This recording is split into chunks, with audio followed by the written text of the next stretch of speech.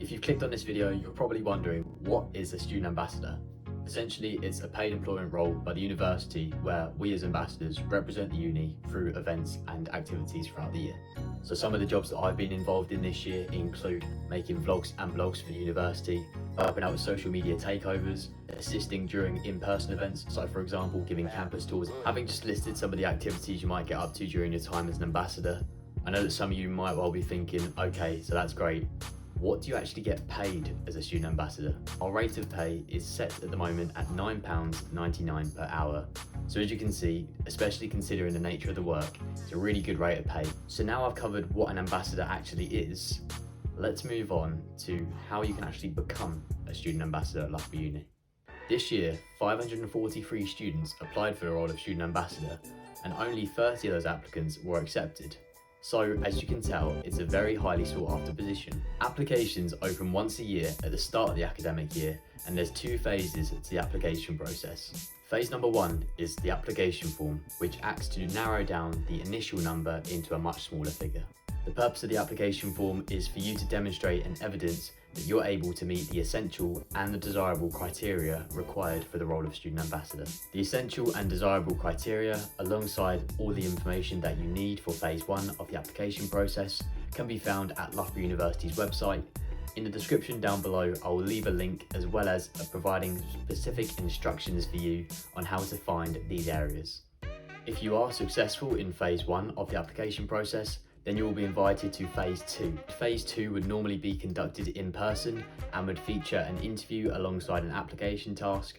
However, due to the current climate and restrictions imposed, our task this year was to create a 2 to 3 minute video on either my Loughborough experience or why my course matters. And the one that I chose to do was my Loughborough experience. So that was just a quick summary of what the recruitment process involves. It might sound relatively simple, but remember, like I said at the beginning, you're competing with over 500 other students, so you want to make sure that you're standing out.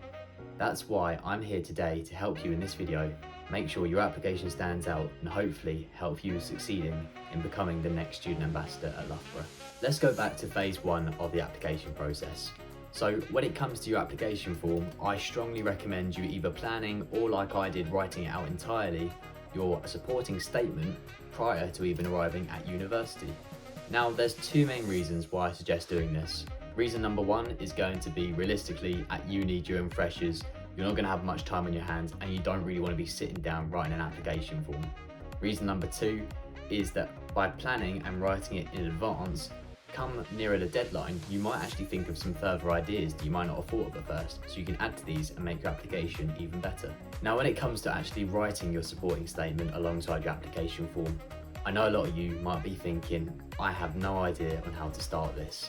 So my best piece of advice is just to keep it relatively simple, and all you want to do is look through the list of criteria that's displayed on the screen, and from there, just think off the top of your head of any instances or any traits or characteristics you've ever displayed and how they match those criteria, and therefore you just want to explicitly make it really clear how your point or your evidence or the example that you're giving matches that point to show that you're meeting all the criteria required.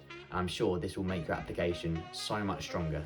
When it comes to phase 2 of the application process, my best piece of advice is you really want to show your passion for the role, and also be creative with this phase. Because for my application, for instance, our task this year was a video. Some people may have just decided to film a video in their room, spend 5 minutes on it, do a couple of different takes, stutter and stammer all throughout like I did just then, and not really put much effort into it or be creative with their thoughts. What you want to do instead, and what I tried to show through my application video, was I made sure that I took basically the idea that they were giving us and made the most of it. So instead of just filming in my room, I made sure I went out and filmed in different areas of the campus. I had a rough plan of what I wanted to do, and I even managed to get some people to feature in my video. The main one being the Vice Chancellor, VC Bob, who is an absolute legend. Unfortunately, he's just left this year, so if you're joining this year, you won't get the chance to meet him. But like I said, it's just about going above and beyond and just showing that passion and commitment for the role, and be creative for it, because that's the thing as an ambassador, you have so much creativity and so much independence. So that's all for today's video. If you have enjoyed today's video or found it interesting, or even both perhaps, please leave a like and subscribe to the channel, And stay tuned, turn the notification bells on for even more Loughborough content coming up very soon.